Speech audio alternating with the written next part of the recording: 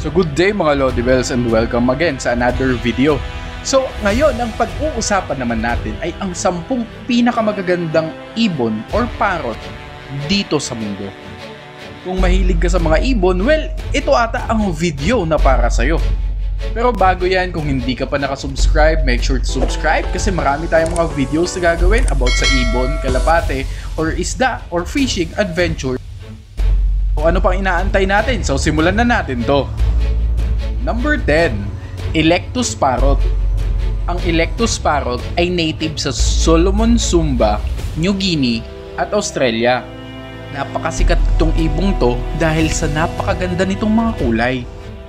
Makikilala ang mga lalaking Electus dahil meron silang kulay na emerald green at saka meron silang yellow spot sa kanilang ulo. Ang mga babaeng Electus naman ay meron silang kulay na pula at saka asul. Kung itatanong nyo ang lifespan ng parrot na to, ay umaabot siya hanggang 30 years. Number 9, Kakatus. Ang mga kakatus naman ay may karaniwang kulay na puti at saka itim. Ang mga kakatus ay karaniwang nakikita sa Australia, sa Pilipinas at saka sa Indonesia. Malaki ang mga parrot na to kumpara sa iba. At meron din itong 29 na species. Ang mga kakatus ay kaya nilang mabuhay hanggang 30 taon o mahigit pa. Isa ito sa magandang alagaan ng parrot dahil hindi ito takot sa mga tao. Number 8, Makos. Ang mga makos ay kilala din sa bansag na Giant of the Parrots. Karaniwang nakikita ang mga makos sa mga kagubatan sa South America. Pero nowadays, sa sobrang dami ng mga breeder or mga farm na nag-cultivate ng mga makos, napaka-available na nito sa market. And isa din ito sa pinakamakulay na ibon. Sobrang ganda ng mga ibong to. Dahil tinawag na siyang Giant of the Parrots, kaya niyang humaba ng 40 inches from head to tail. Isa din ito sa magandang alagaan as pets. At ang mga mako naman ay meron silang 18 mga species. At ang mga mako naman ay isa sa pinaka-paboritong alagaan ng mga pet lovers. Number 7, Conure.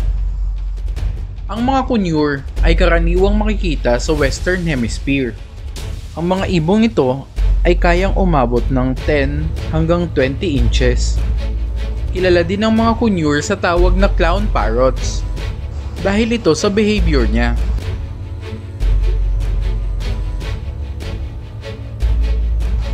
Isa din ito sa sociable na ibon.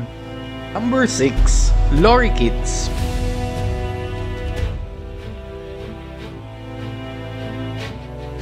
Ang mga lorikeets ay isa sa pinakamagagandang parrot sa buong mundo. Kilala din ito sa tawag na rainbow lorikeets.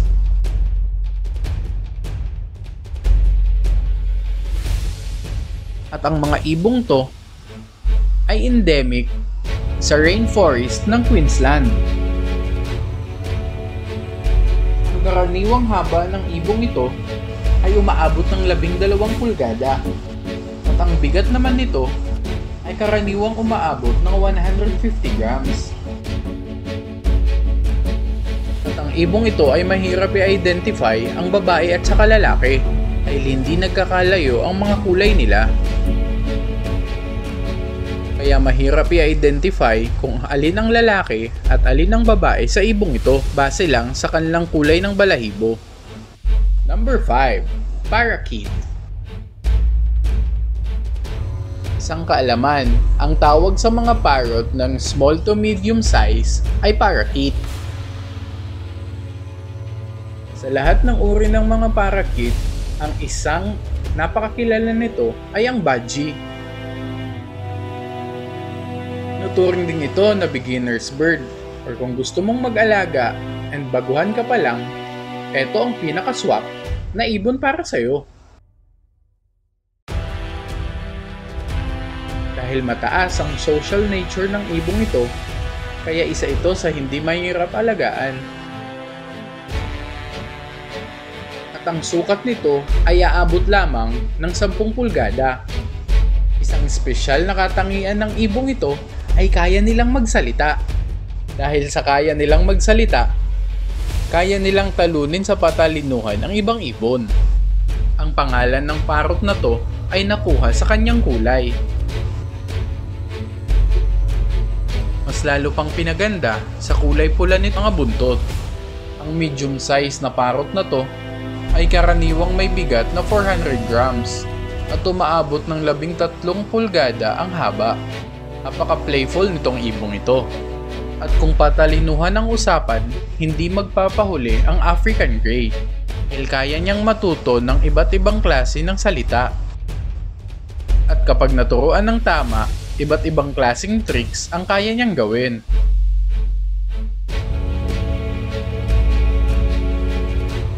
Alam nyo ba na ang African Grey ay isa sa pinakamatalinong ibon sa buong mundo? Mas points pa to dahil isa din siya sa pinakamagandang ibon. Number 3. Bronze-winged Parrot.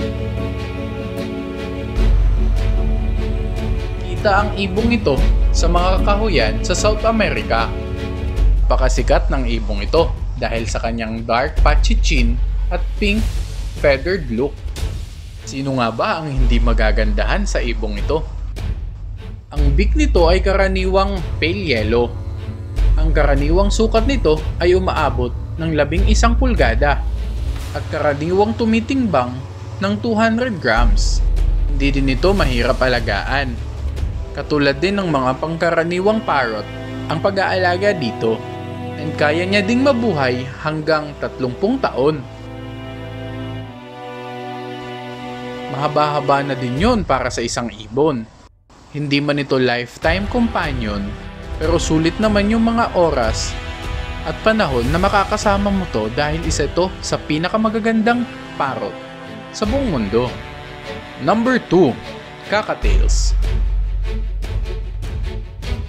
Karaniwang makikita sa Australia, ang mga cockatiels ay ang pinakamaliliit na uri ng kakatus. Minsan, tinatawag din siyang maliit na kakatu. Kasi ang itsura nito ay parang pinaliit lang na kakatu. At ang sukat naman ng mga cockatiel ay umaabot ng 12 hanggang 13 pulgada. Kaya nasabing isa ito sa pinakamaliliit na uri ng mga kakatu. At ang lifespan nito ay kaya lamang umabot ng 20 taon. Number 1. Hawk-headed parrots. Ang mga hawk-headed parrot ay kilala din sa tawag na the red fan parrot. Karaniwang makikita ito sa Amazonian rainforest, Bolivia, Colombia, and Brazil. Daling makilala ang mga ibong ito dahil mahaba ang kanilang mga balahibo sa kanilang liig. Nagamit nila ito sa iba't ibang klase ng sitwasyon, and kaya niyang lumaki hanggang 14 na pulgada. Alam nyo ba na kayang tumagal hanggang 40 taon ang ibong ito? Kaya ang parrot na to ay kinonsider na isa sa pinakamagandang parrot sa buong mundo. I hope may natutunan kayo sa ating video sa araw na to. If hindi ka pa nakasubscribe, make sure to subscribe kasi marami pa tayong videos na gagawin tungkol dito. Paki-click na din yung notification bell para lagi kang updated every time mag-a-upload tayo. Maraming salamat, hanggang sa muli. Peace! Okay, what's up mga ka-G, mga kalamay, mga kalapatid. And eto na yung inaantay nyo. Bubunot na tayo ng winner ni Hansel and Gretel. Ayan. Tayo dun sa video na kung saan dun tayo pipili ng lucky winners. Okay? Lucky winner lang pala kasi isa lang naman siya. Okay, kay Hansel and Gretel. So, eto yung video na yon. Etong nawala yung ibon ni Lodi. Ayan, and currently, meron siyang saglit, 170 comments. So, ano pa nga ba ang inaantay natin? So, pipili na tayo. Okay, ganito. Pipili tayo ng tatlo. Okay? ang pinakauna, siya talaga yung mananalo. Ang pangalawa, kapag hindi kayang pumunta ng Cavite or sobrang layo ng mabunot nating una, yung pangalawa yung mananalo. Tapos pag hindi pa din na pwede yung pangalawa, like yung napili natin is nag-comment lang naman siya, hindi niya talaga gusto si Hansel and Gretel, or hindi talaga siya nag-comment para manalo. So ang mananalo is yung pangatlo. So eto na yon. Okay? And ika-copy paste na natin. Tapos pumunta tayo sa yun. Okay, search natin yung comment speaker.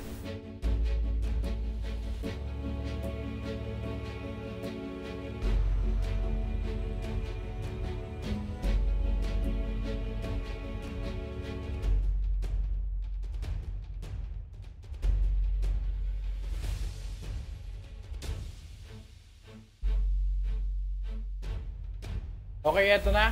So mag-load na tayo ng comments. 169. Okay. Eto na yon. Hindi gumana yung isang random. Okay, randomly pick winner. Okay. In 5, 4, 3, 2, let's go. Sino kaya? Okay. Pogi ako. Ayan. Pogi ako. Hansel and Gretel. Okay. I-message mo ako sa Facebook, sa Kids Saboli. Ayan, lalagay ko dyan. Kids Saboli, pogi ako. And patunayan mo sa akin na ikaw yung may-ari ng account na to. Screenshot mo lang yung YouTube, YouTube channel mo or YouTube page mo kasi makikita naman yung pangalan mo doon. And okay, pag hindi pwede si pogi ako, pipili pa tayo ng pangalawa. In case lang na hindi siya pwede around Cavite area. Okay, let's go! Pangalawa, Kyle Irving TV.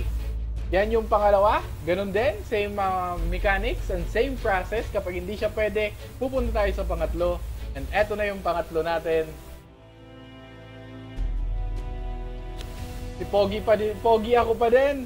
Hindi na pwede yon, okay? Pipili pa tayo. Okay. Justin Amparado. Pa-shoutout Hansel and Gretel. Sana New Bird, Laguna, Calamba. I hope na pwede kang pumunta ng Cavite area. Okay, para makuha mo si Hansel and Gretel. So, yun lang mga ka-G. I hope nag-enjoy kayo sa video and let's go! Peace!